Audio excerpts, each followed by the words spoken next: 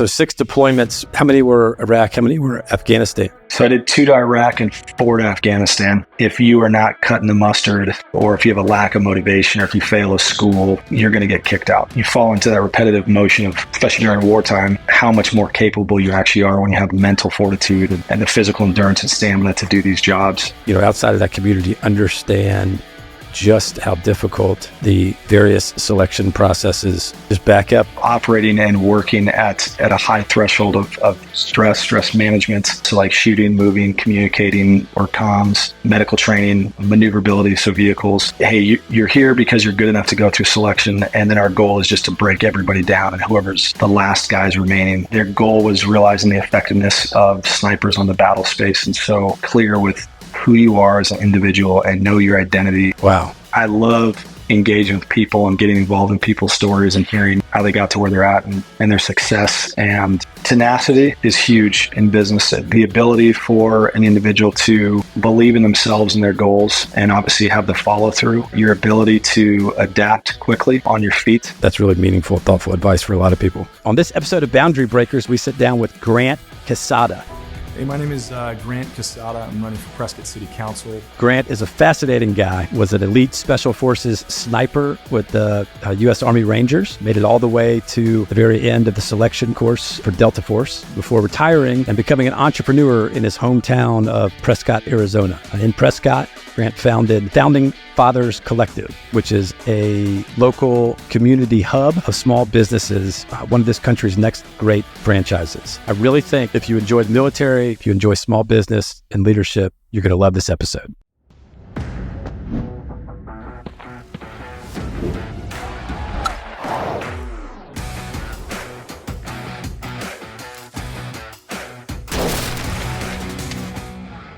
Boundary Breakers is brought to you by Carter and Clark. Appreciative and thankful to be able to have you on.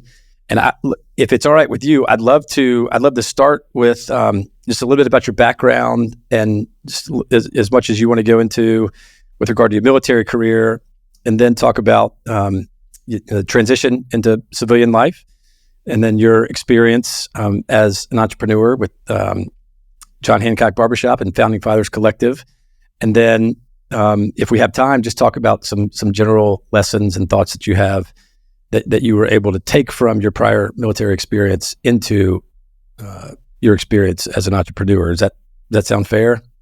Yeah, absolutely. Let's get started. However and wherever. Well, that's great. Well, so could you just give us so the audience sort of gets to know you a little bit, just a little bit of background in terms of where you're from, and then how you made your way to the military? Yeah, so I'm from Prescott, Arizona, which is it's about northwest of Phoenix, about an hour and a half. Small town. I think now it's about 47,000. At the time I grew up here, it was 20,000. So after high school, I moved out to Missouri. Lived out in Springfield, Missouri. Got into cutting hair, so I was a hairdresser for about 3 years.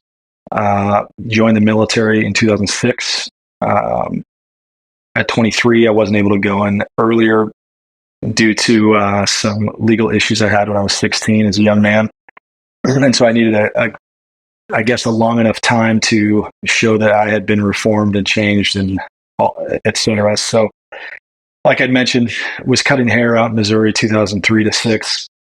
That was a cool career, especially as a young man. It's all, a lot of it back then was all cash based. And when you're a single dude, there's a lot of, pretty ladies. It was a college town. I got into, more like the arts and entertainment side of life, which is more creative, right-brained type of thinking. Definitely grew up playing sports and doing all this stuff up here in the mountains when I was a kid. So in 2006, joined the military, Army, went in with a 2-year contract, specifically with the intention to move into special operations. I was unable to get a contract at the time just because of my background and my history. So when I graduated basic training, that's really where I got my contract. So went into Ranger Regiment, spent 8 years at 2nd Ranger Battalion, and I was there for 6 deployments to Iraq and Afghanistan. 3 years, into being in battalion, went over to the sniper section and spent the last 5 years there as a sniper. So sniper, Wow. sniper team leader, section leader, left as a senior 86. My last kind of hoorah in the Army was attempting for selection at Delta. Made it to the last day, got dropped. It was a good, phenomenal course. The professionalism behind it was phenomenal. A lot of guys fail their first time through, about 70%. And it's a Ranger Regiment is a huge feeder for Delta. So I had a lot of buddies that gone over there. At that time, my wife and I had been married for about 8 years. So we both grew up in Prescott. We got married right after I joined the military. And we had our oldest son the last 2 years I was in. So I spent, I think I was on my last 3 deployments by the time he was 2.5, and then went to selection. And I was the writing on the wall, and just a lot of thinking and praying and processing through everything, realizing like, if I step up to that level, I go back again. Very noble cause. But once again, you fall into that repetitive motion of, especially during wartime. You're up in the game to the next level. You're doing similar mission sets, obviously to a higher caliber, with that next kind of evolution in your growth as a soldier, as a warrior. And I decided after that, I'm going to get out of the military. So this was August 2014. Moved back to Prescott with my wife and my oldest son, and we had our second son a couple months later. And then, went into cutting men's hair. So I at that point I was like, man, I cannot do female hair again. It's like, what's the direction moving forward? The need in the community was barbershops, and so that was kind of the direction I chose to go. So you'll get a kick out of this, but right when I left active duty and Ranger Regiment, I knew I didn't want to fall prey or fall into, I think, what a lot of guys default to, which is jumping right into military contracting or kind of pursuing, higher pay and still the same adrenaline rush and being around a bunch of solid men and that career path. And so I kind of went through, hey, do I want to be a firefighter, police? Like, what are some other options I could transition back into? And I kind of defaulted to like, I know how to cut hair. I was good at it. There's a career in it. There can be a lot of money in it. And when it comes to business opportunities, the sky's kind of the limit. So I left battalion on a Thursday. All my buddies were deployed. My wife came back to Arizona. I went down to Santa Monica, and I did 2 months of master level courses for hairdressing. So cutting and coloring hair. And in hindsight, I look back, but that was such a unique opportunity to transition back into the civilian world. So, I left the hard charging atmosphere of a bunch of special operations guys and 8 years there, and then stepped into Santa Monica, and I'm around an entirely different world, So I can imagine.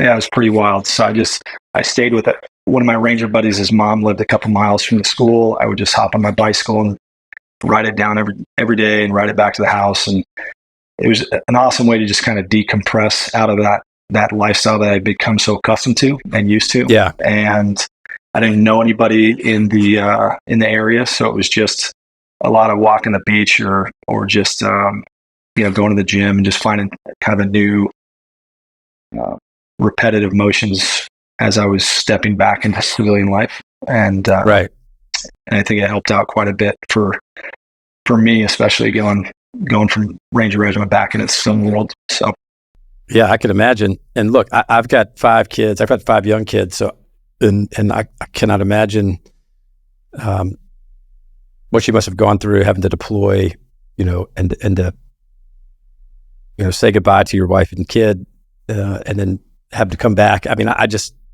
imagine that was probably a heartbreaker, pull your heart out, especially, with the GWAT and everything that was going on, and knowing how how kinetic a lot of that stuff was over there. I'm sure that was not an easy thing to do. Yeah. Yeah. And I think with a lot of that type of mission and the mindset that comes along with it, you're used to working around a lot of very high functioning individuals, high caliber of men that one are very smart and very capable, and then it allows, rising tides rise all ships, right? So right, every one of us might be studs in high school or college or whatever, but we're pretty much average, and then you kind of get around a group of guys and everybody just pulls their weight, and it's pretty impressive to see how much more capable you actually are when you have mental fortitude and the physical endurance and stamina to do these jobs. And so and we deployed on an extremely regular basis. So I believe it was every six months or so for a 4 to 6 month timeline. So I missed 3 deployments. I went on 6, and you get used to that cadence and that rhythm. Mm-hmm. And then once you step outside of it, you realize, what else is there? You also realize, there's a constant pursuit of trying to redefine who you are and, what your values are, and then, and your purpose and intention with life. Yeah. And then kind of, really a huge focus on redirecting your own path moving forward within this world, and trying to, find new meaning to what you're doing with yourself, with your family. So it can be a little overwhelming for sure for a lot of men and women. Yeah, I can imagine, and it's admirable. First of all, quickly, you said a bunch of average guys, but you're being extraordinarily humble. I mean, if you went to Delta Selection, you were, among the best of the best, especially, making it all the way to the very last day. And we can get into a little bit of that. I want to hear a little bit about that here in just a minute. But look, I want to just back up just slightly. So 6 deployments was, how many were Iraq? How many were Afghanistan? So I did 2 to Iraq and 4 to Afghanistan. Were any of your deployments more memorable than the others? Is there anything that, really stands out, or was it pretty much run of the mill? I don't want to say run of the mill because nothing's run of the mill. I just mean I totally get it. I think for a huge part of the GWAT and the mission set for specifically Ranger Regiment, a lot of it, you're actioning targets at nighttime. It's high value targets or targets of opportunity. You're part of the varsity team in the context that you're within that special operations fray. You have all the assets that are allocated to us day in and day out in order for us to, carry out the mission and what we're trying to accomplish in effect on the battle space at a very high level. And so you become very accustomed to, operating and working at a high threshold of stress management, targeting, and it does get to a point where it becomes very second nature. So meaning, my first deployment or 2 getting shot at or being around those type of scenarios is a little nerve-wracking, but by your 3rd or 4th, 5th deployments, you kind of just, it becomes, it's no longer foreign, and it becomes very much, I don't want to say status quo, but you're able to control you're able to control your emotions, and you are a lot more confident in your skill set, what you bring to the table, your team, the men that you're working next to, how you can effectively manage and control the battle space and what you're doing overseas. And so it's a pretty unique space to be in, because you realize, just like everything, you start off thinking that there's no way I could become that, and then you get there and you realize, okay, I'm struggling with it. I don't get it, but you're still putting out the work, and you're there to obviously do your best with your best peers. And at some point it becomes second nature, and it's instinctive. And ideally you start moving into mastering your craft. And, I would say for most guys, especially once you get into the operational side, outside of the training, but once you get into the operational side, you really don't hit that flow until probably year 5 or 6. And I know that the old adage is it takes 10 years to build a commando. And so kind of like the 10,000 hour type of thing, but it takes years to master that craft and that skill set. And I think in hindsight now, after 8 years of active duty, I'm still in the National Guard for the state of Arizona for the last 9, but in hindsight, I realize all the areas where I kind of was either uneducated, or I took what I knew for granted, or didn't appreciate the support we had as a unit. And I think now, if I were to go back with what I know, I would be a lot more proficient and efficient at the job, just because I'm a little older, a little wiser. I had the ability to step outside of that kind of world and that pace, and then really what that gives a lot of guys is the ability to reflect, ideally, and process through, what was asked of me, what was I capable of doing, how did I affect change or do my job in a timely manner and efficiently, and with some high level of lethality. And so once you have time to really truly process, which takes a couple of years after leaving active duty, you start realizing, like, these were all the places I could have become better. This was all the stuff I was doing well. And that's really where it becomes very priceless on, you're no longer a cog in the machine, but you have the ability to really gain true perspective. So.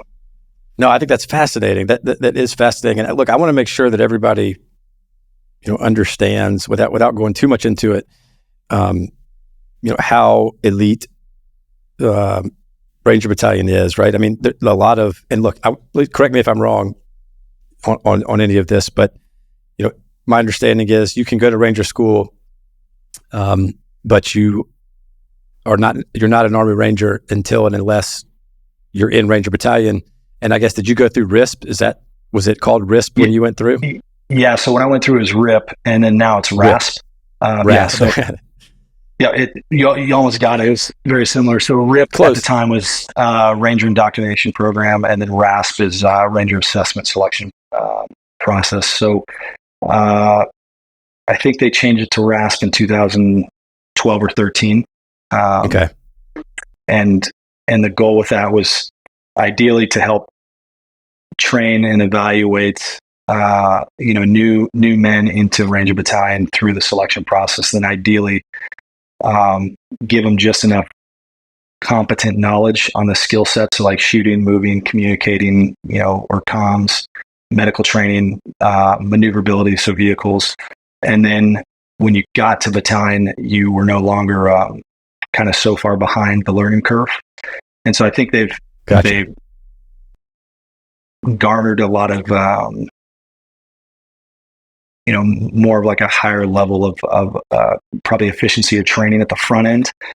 Whereas when my generation of guys went through and prior, it was very much just, hey, you're here because you're good enough to go through selection, and then our goal is just to break everybody down, and whoever's the last guys remaining, then you go to battalion, and then you actually start honing the skill sets and who you actually will become as a private. And so, to give you an example, like when I went through RIP, it was about 165, maybe 180 guys, and our class graduated with 30, maybe.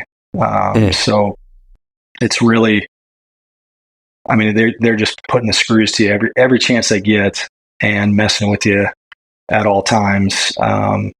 Little tasks here and there, and then of course all the smoke sessions and all the stuff that you think, I don't know what they're doing or how this makes sense, but they really want to see the intestinal fortitude of the men that are assessing to go over there, knowing that, hey, when they get to battalion, that's when all the training is going to happen on the back end. So the difference might be, in Ranger Regiment compared to the SF community or the SEALs or some of the other special operations communities, you are receiving a selection process and a longer training pipeline. And then once you pass, you're getting into your unit. So whether it's a year, up to 3 years of a pipeline, once you get to your unit, then you have the official stamp of kind of, hey, I'm a SEAL, or I'm a Green Beret or a PJ.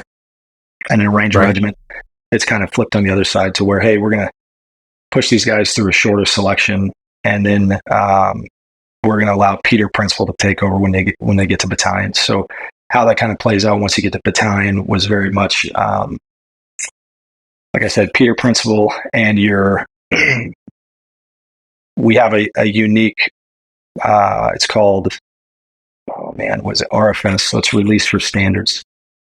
So at any given time, once you get into a regiment, if you are not cutting the mustard, or if you have a lack of motivation, or if you fail a school, you're going to get kicked out. And so our attrition rate every year is about 60%. So you're just losing guys constantly every year, and they're either they've been in for 4, 5, 6 years and or longer, and it's like they're either doing something stupid like a DUI, or they hit the Peter Principal in a certain job capacity. So hey, they were really an awesome stud when they were a team leader, and they had a couple guys, but as soon as they got promoted to a squad leader, they just didn't have the capacity to lead at that level, and so they would just get fired, and you're kicked out to the big army, the needs of the army.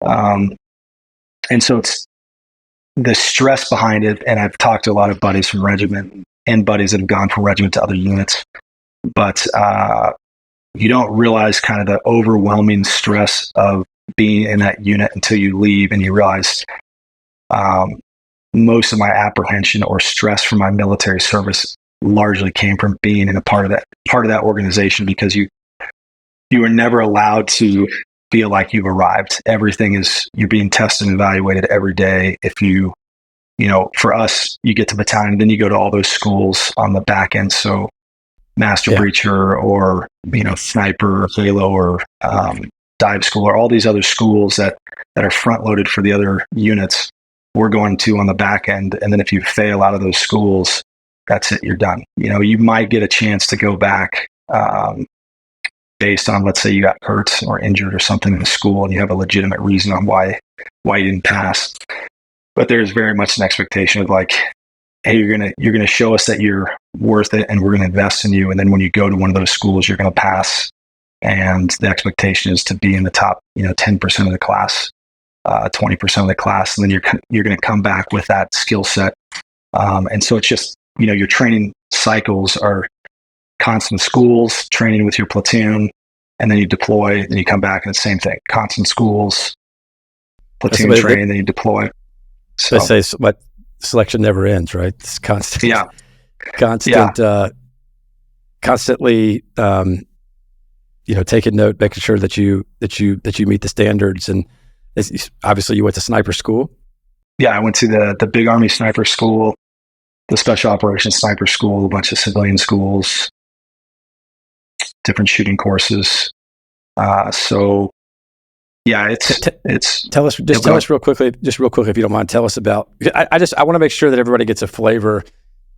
Somebody that may not be super familiar with the military or with Ranger Battalion, or just the exact sort of level of where you were. I understand, and that you were working hand in hand with the unit, the SEALs, when you were on deployment. But it isn't maybe as obvious or clear to everybody just the type of hell that you went through to get to be a Ranger sniper. So could you just give us a flavor of the sniper school that you went, not the Big Army, but the Special Ops maybe? Yep. So the Special Operations Schoolhouse used to be SOTIC, so Special Operations Target Introduction Course. And then they changed the name to SIF-6, which is now Special Forces Sniper Course. And so it's, I think when I went through, it kind of changes every once in a while. So it'll be like a 10 or 11 week course along that timeline. But it's primarily, SF guys, of course, and then Ranger Regiment, and then Delta operators. And so the course I went through was 40 guys, and about 6 guys from regiment, the majority of the SF guys, and a couple guys from the unit. And I would say probably half the group of the SF guys are coming out of their SIF teams. So that's their tier 2 unit, Commanders and Extremist Force. I think now they've changed the name to CRIF, or I think they may have changed it again. But you're going through that course, and when I went through was mid 2011. They had just changed a lot of the doctrine. Their goal was realizing the effectiveness of snipers on the battle space, and so whereas prior to that, the Big Army and a lot of the other sniper schools,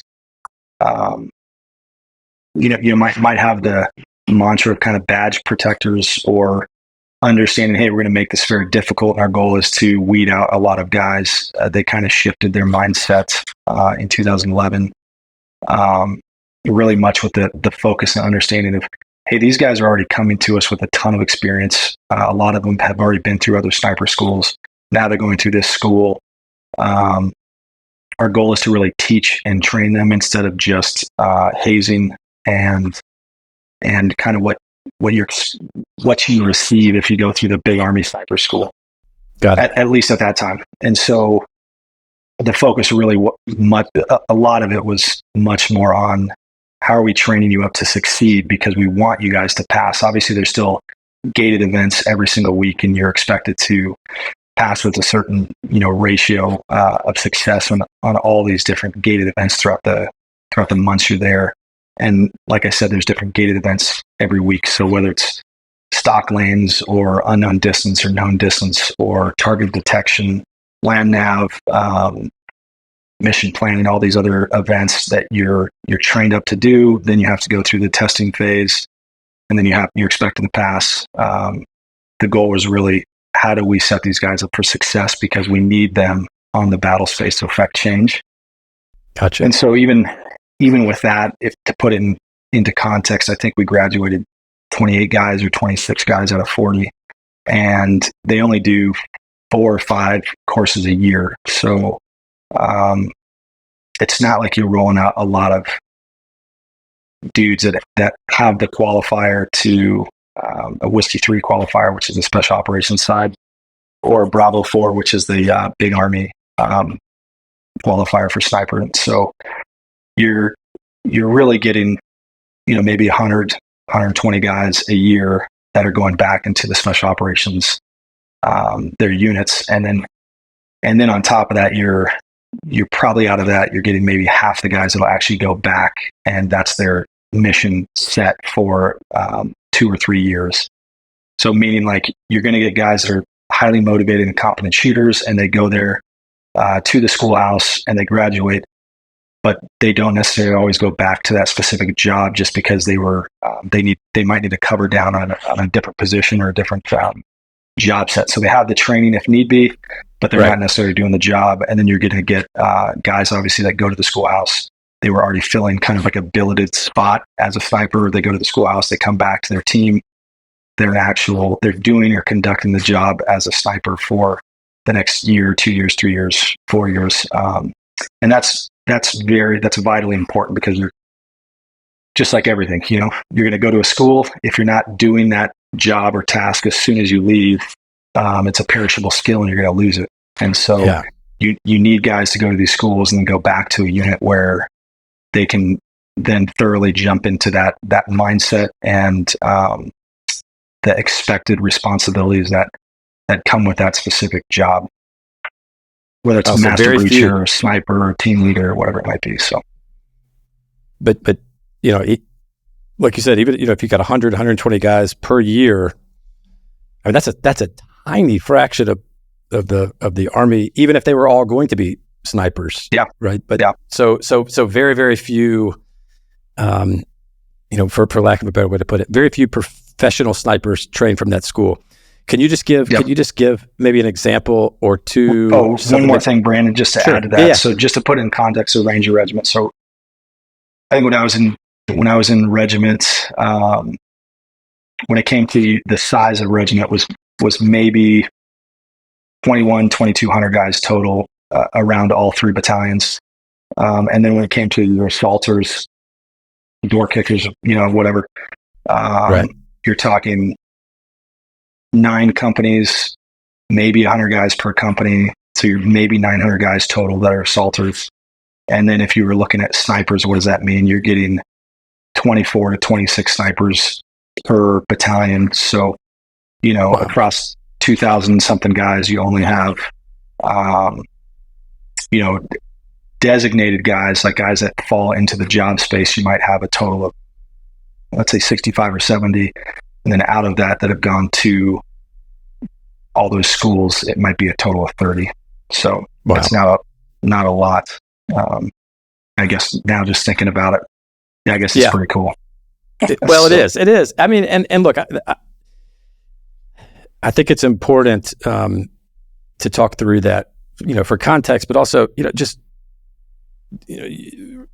I don't know how you process it or how you think about it, but you were at the absolute pinnacle of our nation's military in terms of highly trained, elite special forces warriors. There are very, very, very few of you that exists for a lot of reasons. It takes a very special type person, but it is. I don't think that many people, outside of that community understand just how difficult the various selection processes are to get there.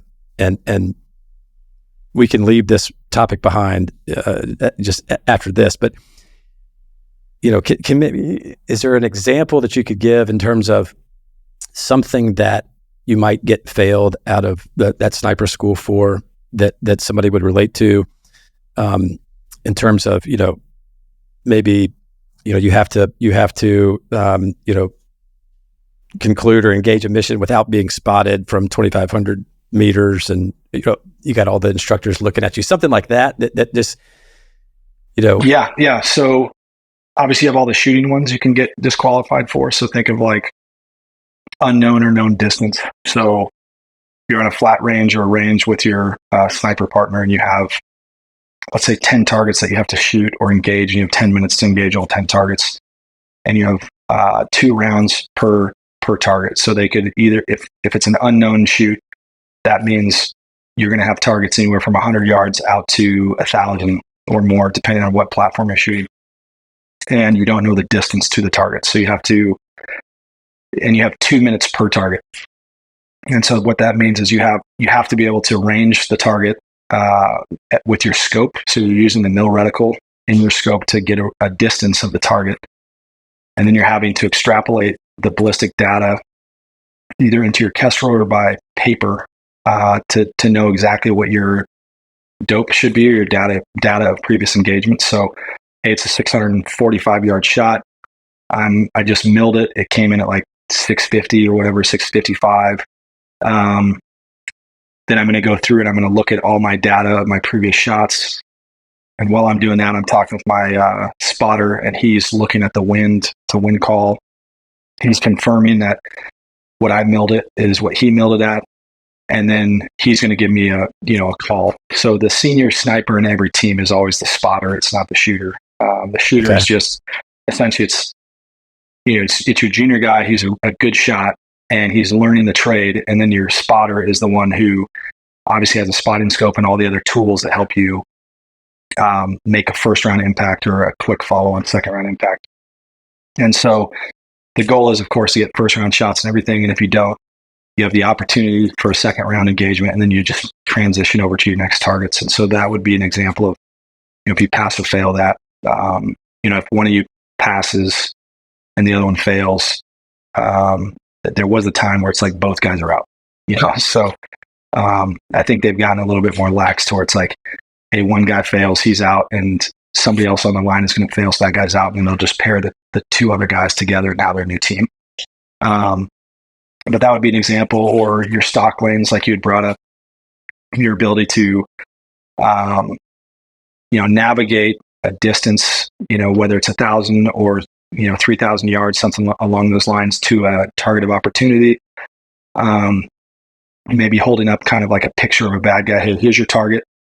There could be 4, 5, 6 other targets out there in the field, but you have to maneuver either by yourself or as a team in order to take that last shot. And so And sometimes it's like, hey, you can take this target or take this shot, whatever distance you want, or you have to take the shot within 200 yards or 300 yards. So as you're maneuvering towards the target that you're looking for, you have instructors that are out walking in the field, and then you have a truck that is the target with a couple instructors on the truck with spotting scopes. And so all they're doing is glassing the entire field to try to find you, the sniper.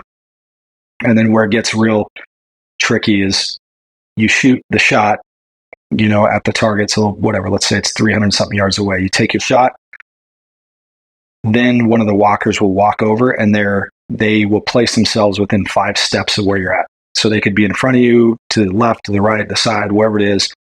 Then the instructor that's on the truck has a certain amount of time to where they can just look everywhere where that guy's standing to see if they see you laying in the bushes, or you're crouched or kneeling, or however you took your shot.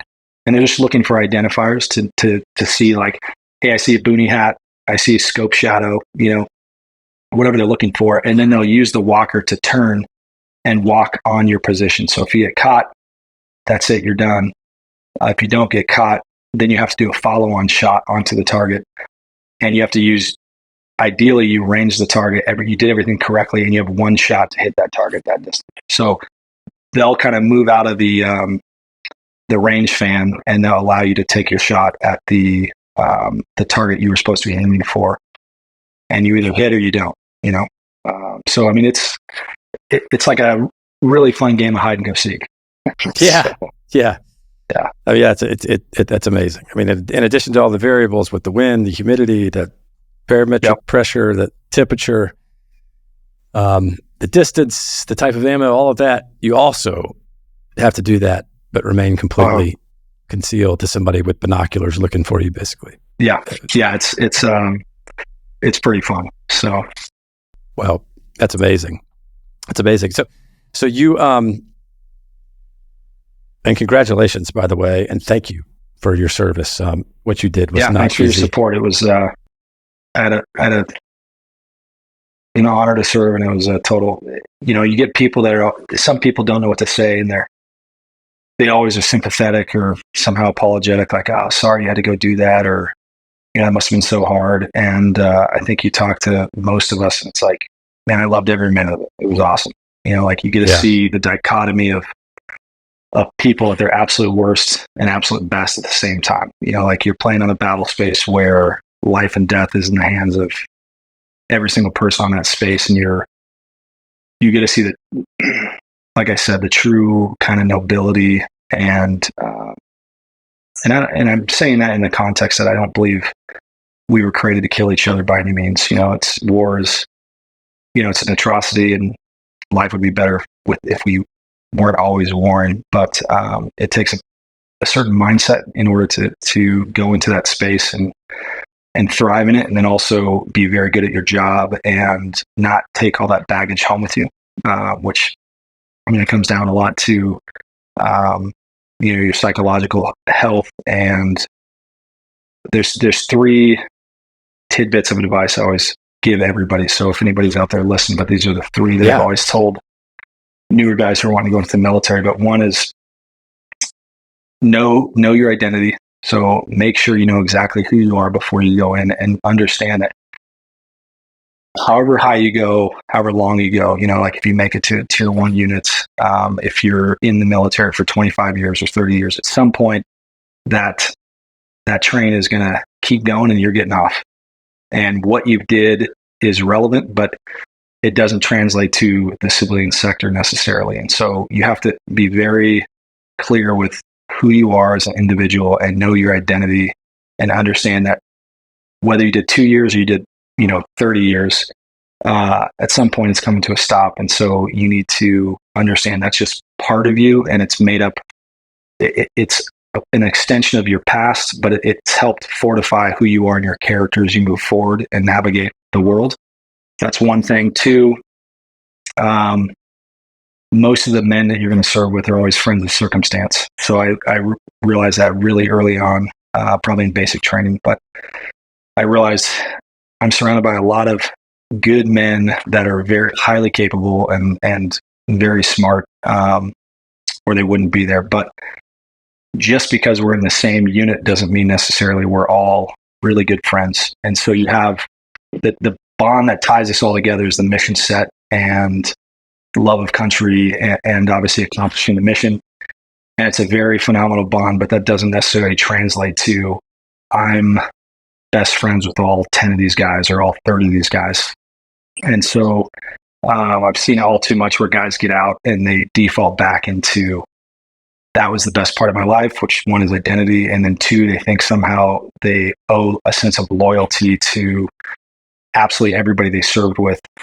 And the reality is, man, you're probably truly friends with only 2 to 5 guys, like that in the context of if I was a civilian, I never went into the military, or if I was in the military and I got out and we're friends, like there's only 2 to 5 that truly are friends, that we have like a deeper bond in the context of we've had healthy discussions about life and purpose and meaning and family and, our military experience. And it transcends just your experience in the military. And so you see guys kind of default mode back into this, they like romanticize about the connections they had when they were in the military. Like they fall prey to, there's never going to be another group of brothers like that when I get out into the military, when I get out. And the reality is like, you have to be proactive and seek out other men like that in your circle or your network to really lean on. And it can't just be, hey, everybody I knew that was a character was in the military. There's good men and women in all walks of life. And so you need to be able to shirk that kind of mentality. And then the third one I would say was my wife and I got married really early on, like right after basic training, and she's amazing. And, we have 3 kids now and been married 17 years, but I never allowed anything that happened in the home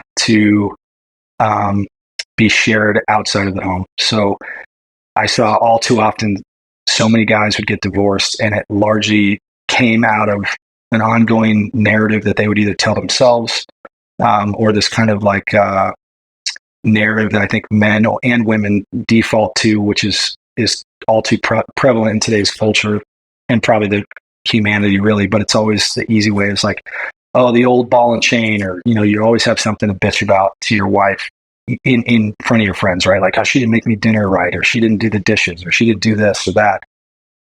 And so if you complain long enough, that OODA loop cycle that you're just putting out there, you're projecting to all your peers, that's all they see. And then the time comes when 2, 3, 5 years down the road, you have some strife with your spouse, and all your buddies are like, dude, you need to divorce, man. You've been complaining about her for 4 years, 5 years, 6 years, 10 years, whatever it is.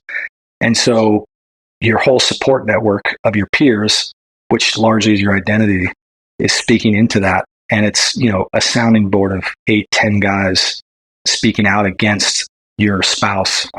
And so very quickly, anytime I ever spoke about my wife in front of my friends, I just knew I'm only ever going to speak about her in, with the best intention in mind. I'm going to, because that's who she is. She's my partner. She's my best friend. Like, that's who she needs to be. I'll never denigrate her in front of my peers.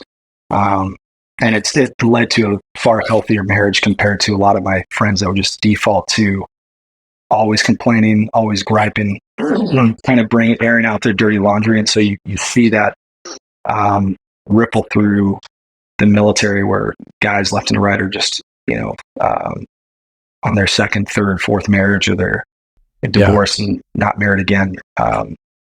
So those are kind of the 3 takeaways that I found has always worked for me and really anchored me as I transitioned back in the civilian world, to where I didn't have a problem stepping into the civilian world and just, okay, what's the new goals here? What am I tackling as a business owner, an entrepreneur? How are we going to do this? And my history was great, but that doesn't define who I am. So, wow, that's amazing. I mean, so to recap, number one, know who you are, and sort of be secure in your identity, so that your identity doesn't become your military career. Yeah. Number two, You got to remind me now. I forgot. Number Friends two, of circumstance. yes. Number two is that it's a very unique situation that you're in, where it's almost sort of artificial that you got a whole bunch of people that are very similar to you that are put around you, and that those are your friends of circumstance. It's not always going to be like that. And then number three, which I think is remarkable, is to never speak poorly about your spouse or your family to your comrades, because it almost is like, well, first of all, it's not respectful to do that, but also you may accidentally sort of speak that into existence, if you will. Is that fair? Yeah, it's very fair. So, well, I appreciate you sharing that. I think that there's a lot of folks that could, I think that's really meaningful, thoughtful advice for a lot of people. So right after you went to selection for the unit, and not too long after that, you transition. How long was it between when you left Delta selection and when you got out? we only went, I think, 3 months. Holy cow! April to June. Yeah. All right. So you were got back in the end of April, and then I was out of the military in June. So. Wow. So you were at the, people say tip of the spear, whatever, the absolute top of the top of the top of the top of the entire military, and then 90 days later you were in the civilian world. Yeah. How did you prepare for that? Did you think, well, did you know that was a possibility beforehand, or was it just a total surprise that, okay, now I'm out? No, I knew it. So I knew, on my last deployment, the senior E6 at that time. And I remember talking to my company commander, and he's like, hey, why don't you stick around? You can take a platoon. I was up for promotion at E7. And so we were talking, and we're both men of faith. And I was like, sir, I've been here for 8 deployments. This is my 6th. It's like, at some point, it's just repetition. It's Groundhog's Day. You're doing the same thing. I still believe in the mission. There's nothing I look back and have regrets for at all. And I just remember talking to him. I was like, I don't believe we were created to kill each other. I'm 100% okay with everything I've seen and done and been a part of. There's no regrets I have. But if I'm going to maintain a military career, I'm going to do it at the next level, which was selection for the unit. And if I make that, great. And if not, I'm going to get out. So that was it. So kind of put all my eggs in that basket, trained up, went to selection, and then didn't make it. And then I just knew the writing on the wall was, okay, that was it. I had the opportunity to re-enlist, and I could have gone back to selection, or I could have stayed in a regiment or gone to SF or something. But I think at that point it was like, my wife and I had been doing the math, and 8 years on active duty, I think we were averaging seeing each other for about 2.5 months a year. So just based on deployments and schools. And at that point we had our oldest son, and I'd already done my last 3 deployments, and he was like 2.5.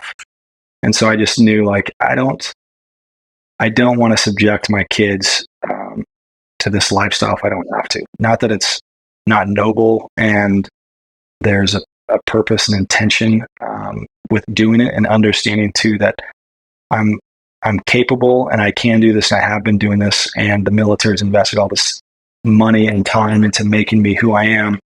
But at some point you understand my loyalties lie with my family. They're the ones that are going to be there for the rest of my life. Military is not going to be there for the rest of my life. And so that was it. So I got back, and it was like, okay, let's out process and get out of the military. And that's been a fun chapter, and it's time to go do something else. So. Wow. So did you know, did you know that you were going to get back to cutting hair, and did you have sort of a general plan for what you wanted to do, or? Yeah, I think that's, I would say I did. I knew that the default could be, hey, I'm going to go contract. That would have been a very easy transition into that life, and then a lot more money. But I knew too that once again, it's kind of like the old the golden handcuffs, right? You get into that life and you do it for 2 years. You think, okay, I'm going to use it to transition to the civilian world. You make a lot of money. You're deployed for 2 or 3 months at a time. You're home for 2 or 3 months. So you get into that cadence and rhythm of just accepting that as and it does take care of you. I have a lot of friends that have stayed in that for 5, 10 years, 15 years, and they're financially doing very well. A lot of these guys have awesome families. But for me, I just need, like, if I'm going to get out, my goal is I want to be home. I want to be able to come home every single night. I don't want to be, 1 foot in, 1 foot out type of thing. And I knew another career could be police or fire. I looked into that. I just realized I'm moving back to my hometown. I've seen my extent of war and dead bodies and all that stuff and chaos. I don't want to step into a career on the civilian side where I'm doing the same thing, but now it's in my backyard and I'm on a call for a flipped vehicle and I know the person that's in it, or it's my best friend from childhood, or it's one of my buddy's kids. It's like, and I have a lot of friends like that here in town that are police and fire, and just talking with them, I know the weight of what that carries. And so I just knew, like, I looked at it for about a month and then just, no, that's not the path I want to go. So I always loved business. I've always read business books and stuff on entrepreneurship and podcasts.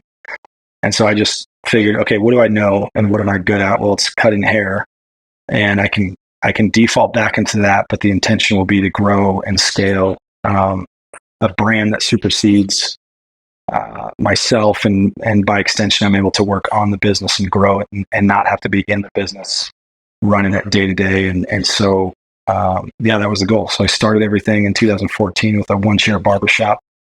And in 14 months, I had 2 locations and 7 chairs and I think 10 barbers. Wow. And then was doubling revenue and size for 4 years. I ended up starting Founding Fathers with a buddy of mine from here in town. So that was about 4 years ago. 2018, we bought the building we're in, which is a 12,000 square foot building. And then we built out the entire concept that's here now. So we have a functional fitness gym inside that we own. We have a jiu-jitsu studio that's owned by a buddy of ours. We have a third wave like coffee shop that we own. We have the barbershop, the largest tap wall in the state. So like beer, wine, kombucha tea. We have a members only speakeasy. We have a small like retail shop. And then from there, I just purchased a building behind us on the creek. And so that's like another 7,000 square feet. So I'm going to move the gym and jiu-jitsu over there, which should be in the next week or 2, and then expand the speakeasy into that side of the building, which is the jiu-jitsu and the gym. So I'll triple the space of the speakeasy, of an event space, and then a kitchen. Wow. So kind of all under roof or operations, it'll be about 20,000 square feet. And so the goal is, franchise and then grow corporately. So been talking to a couple of different attorneys about that, and the ball's rolling with trademarking and IP, and wow.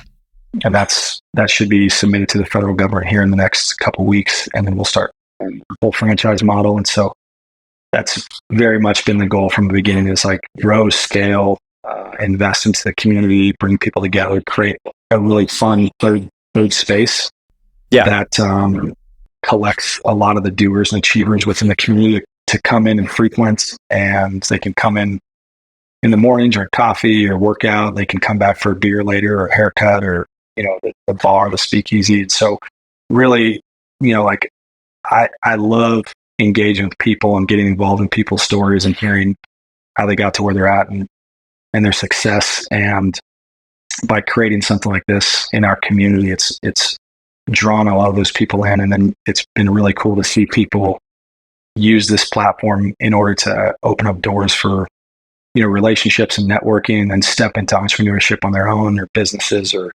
finding, different career progressions for them as they navigate their own life. So that's the goal with what we're doing here. And ideally, we're able to take it to other communities and do the same thing. So, I mean, I love it. I think it's brilliant. The way I understand it is you've essentially created, you've created a community. It's like you've created kind of a town square, a place for like-minded folks to come and be and do, whether they're there for their jujitsu lesson or for a cup of coffee or for a haircut, like you said, they can come and know where they're going and be part of, around and with other people that are sort of like-minded. And I think that you didn't ask, but I will I'll give you my unsolicited opinion. I think that this is one of the more timely business models that I've heard, and I think it's going to be unbelievably successful. I think that social media, and then you have the pandemic right on the heels of that, has been a rapid movement toward isolation, where people no longer communicate, they no longer have meaningful in-person relationships, and there are often not a lot of places to go if you want to get back into that, or if you are a people person, or if you want to go one place you don't know, are there people that are like me there? And so what you guys have created, I think is going to be wildly successful. And I think people, towns from all around the country are going to adopt it. So how did it start? So did it start just with John Hancock, the barbershop? Just one store? Yeah, it did. So started with just one store. I grew up to 2 locations. And then my buddy, he was in the Air Force for a little bit.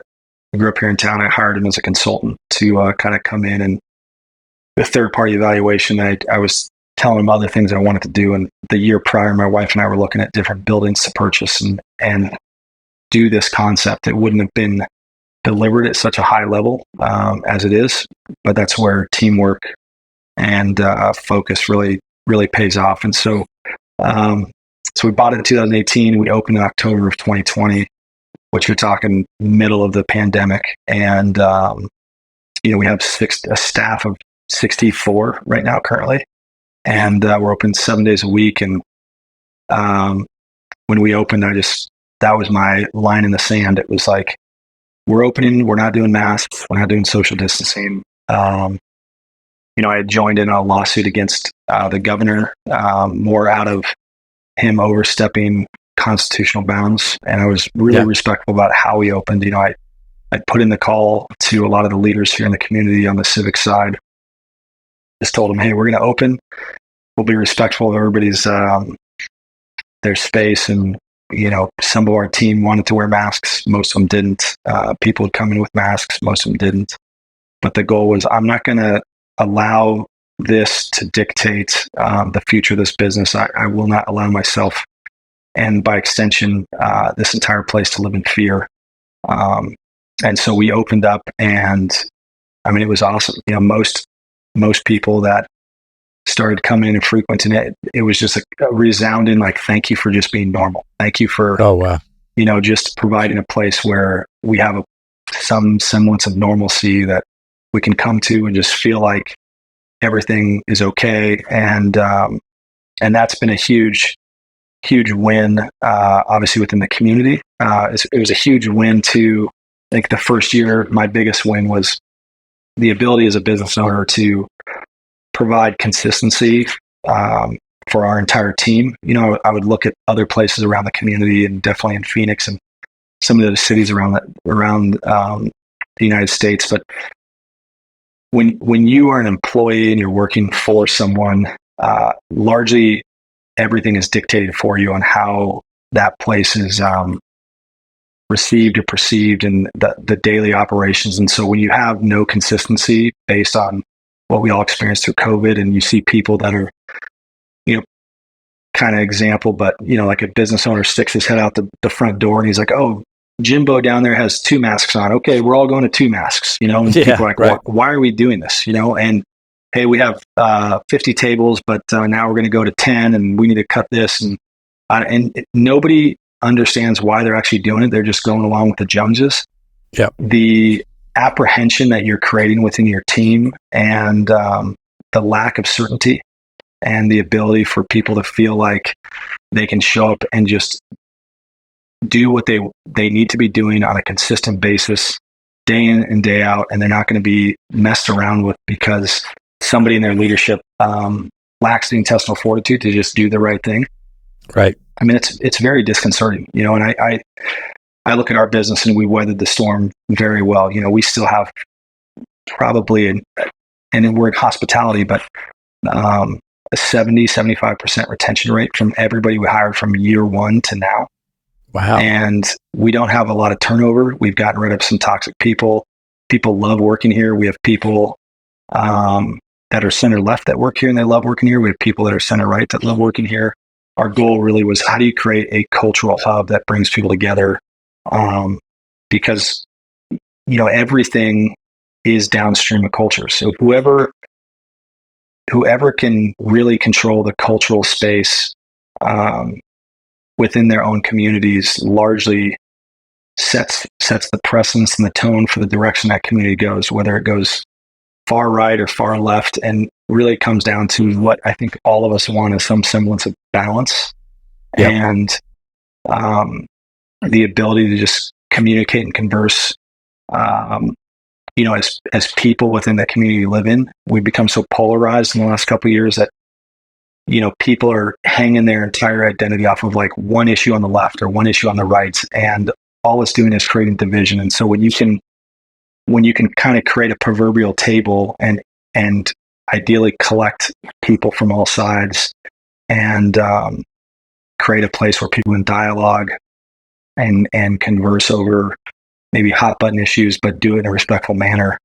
That's a win-win for everybody, and it brings back some level of civility to the conversation to where people realize, hey, I'm not a keyboard warrior and I can't just talk all this garbage, on my social media platform or Twitter. Like at the end of the day, the person I'm speaking to is right across from me. And like, there's probably 95% of things we agree on and 5% we don't, but that's healthy. Like any one of us that are married or have kids, there's going to be stuff you agree on and you don't agree on. So sure, we should be able to replicate that within the cultures we live in, the space we live in. And so very much that's the heart of what we've done here. And what we continue to try to do is create a cultural hub that attracts people from all walks of life.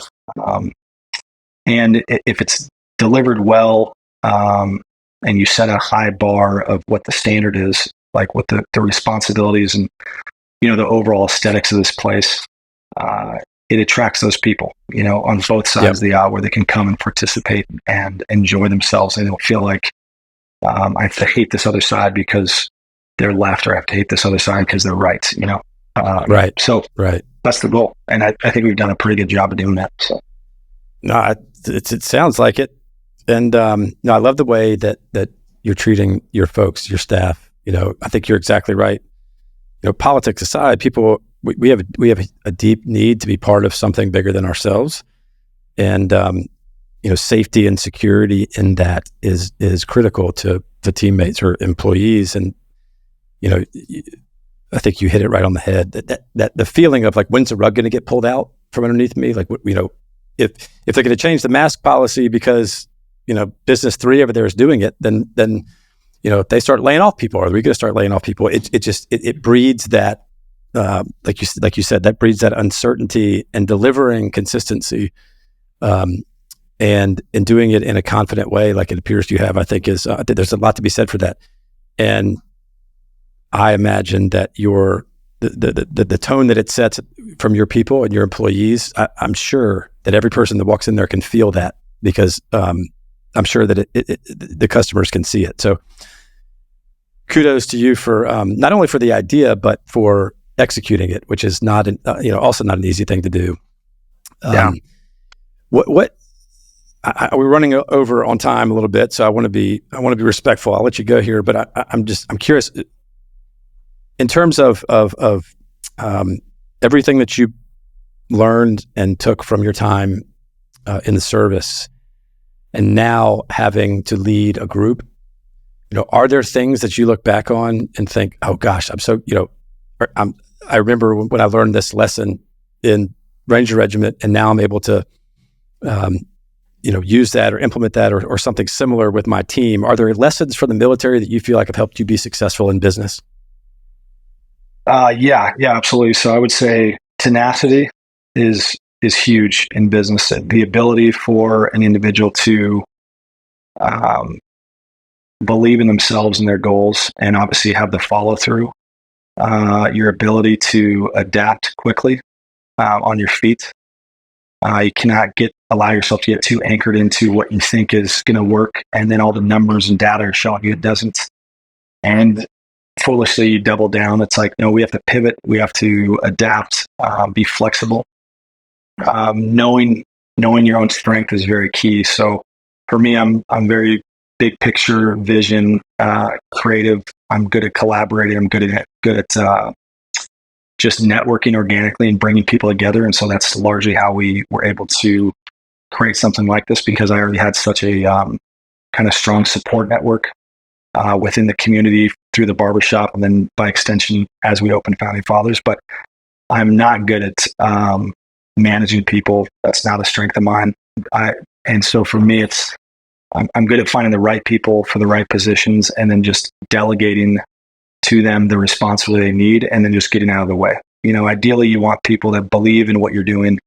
They want to be a part of, the vision, and then whatever hat they're wearing, understanding that they're playing to their strengths, they're in the right seat, and they have not only the responsibility, but they have the authority to act on the position you put them in. So the ability to support them in that, and so that's very key. And then also, I think for me as an individual, as this thing has continued to grow, I've always kept everybody who works for me very much with an open hand, knowing that what I'm creating here is my vision, and what I'm trying to do to impact the community and bring people together is not necessarily everybody else's vision for their lives. So whether they're here for a year or 5 years or 10 years, like I have some of my barbers that have been working for me for 9 years now since we've been open. And what I'm getting at is you need to continually sow into people's lives and invest into them and what they want to do, and encourage them to do that. And when and if the time comes and they want to split and go off and do something that they feel called to do, that's great. Like if they're going to come here and they're leaving and they're going to do something better, then that means their time here wasn't wasted, and I wasn't taking advantage of them as an individual, meaning I just need you to pour beer. That's all I want you to do, but right. I have a lot of college kids here that go to Embry-Riddle, and through the networks I have here, it's like, what's your degree in? Got it. Okay. It's in cybersecurity. Okay. I have friends in that, let me connect you guys, and they're landing jobs outside of this. So understanding that it's a two-way street, and it really, there's a value to be had as a leader when you can help people succeed with their own life vision or their own ambitions for what they want for themselves. And so as soon as you realize that, it's becomes very freeing, because you're not beholden to this fear of, hey, I've built this whole place and now I'm worried everybody's going to leave and I'm going to be stuck with everything. So therefore I can't be transparent. I can't, I have to rule with an iron thumb. I always have to be micromanaging, and that is an exhausting way to live. I'm in this building Monday through Friday, 8:30 to maybe 4 or 5. I pop back here and there for meetings, but largely this place runs itself because we have an awesome team. We have a great GM, a great COO, and they run a lot of the meetings, and I just pop in and support them where I can, and then just get out of their way. What are the numbers? What are we doing here? How are we growing? What does it look like? What do you need from me? And then I'm just out doing my other thing, which is continuing looking for opportunities to grow the business. And so it's very freeing to be in that position in a startup. We just hit 3 years, and we have some other really fun things, like a merger happening in the next couple of weeks, and a Series A raise. And so there's some really fun things that are on the precipice of happening in the next, month to 4 months. And that can't be done in a position of strict authoritarian leadership. You have to be able to empower your team. You have to step outside of it. You have to work on the business, whatever that looks like for an individual who's growing a business. And then believe in yourself wildly, but also have the audacity and tenacity to see it through. And then I always say fail forward, right? If I'm trudging along, 1 foot at a time and I happen to fail, I hope I fail forward because at least I picked up 6 feet and then I can get back up and keep walking. I love that. It's helped quite a bit. No, I love that. Look, sounds like you've got it figured out, and you have some unbelievable values that are driving you. I don't want to forget this. If somebody, I'm sure there's going to be folks watching that are interested in learning more about founding fathers, or when the opportunity arises, may have an interest in the franchising. If there's folks that want to get in touch with somebody about the business, where should we send them? Yeah, so our website is foundingfatherscollective.com.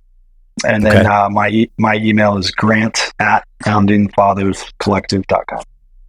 Okay. So that's great. The easiest way to check our website or email me. And yeah.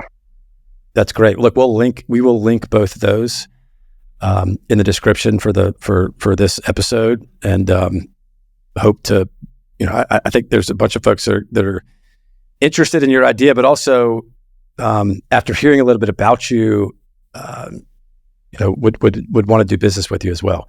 I think that's the beauty of these sort of long form opportunities, is that you get a minute to try really understand who who you are and your background, and instead of just this is Founding Fathers, this is what we do.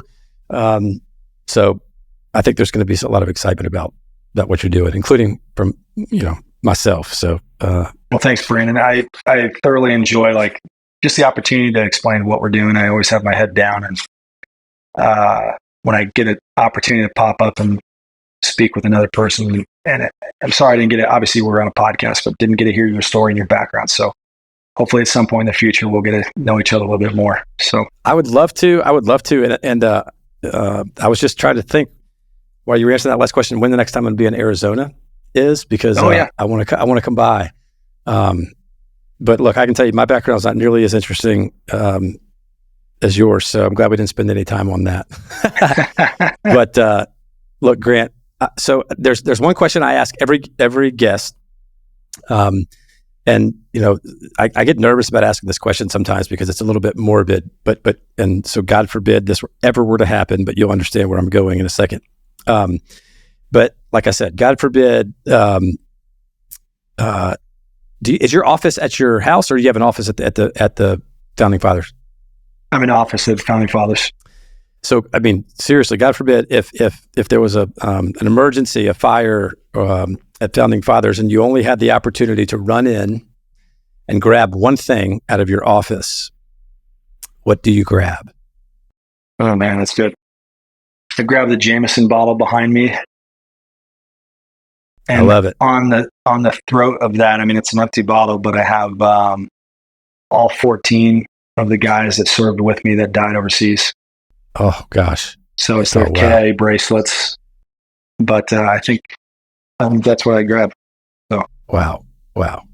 That's I think that's probably no, I don't think probably. That's definitely the most powerful answer that I've ever got to that question. So my thoughts are with the families of all 14 of them who gave the ultimate sacrifice. Yeah. So that we could be here and grow our businesses. So, amen. Anyway, I love it. That's an amazing answer, Grant. Look, thank you so much for taking this time. I know you got so much stuff going on, but you got Series A and merger and franchise it. I mean, you probably burning the candle at both ends. So to take some time with me is humbling. Very much appreciate it. Don't forget, everybody, you can find Boundary Breakers in a lot of places. You can watch our episodes on the Boundary Breakers YouTube channel, or you can listen to each podcast on Spotify, Apple Podcasts, or any of the other major podcasting platforms. Thanks for listening.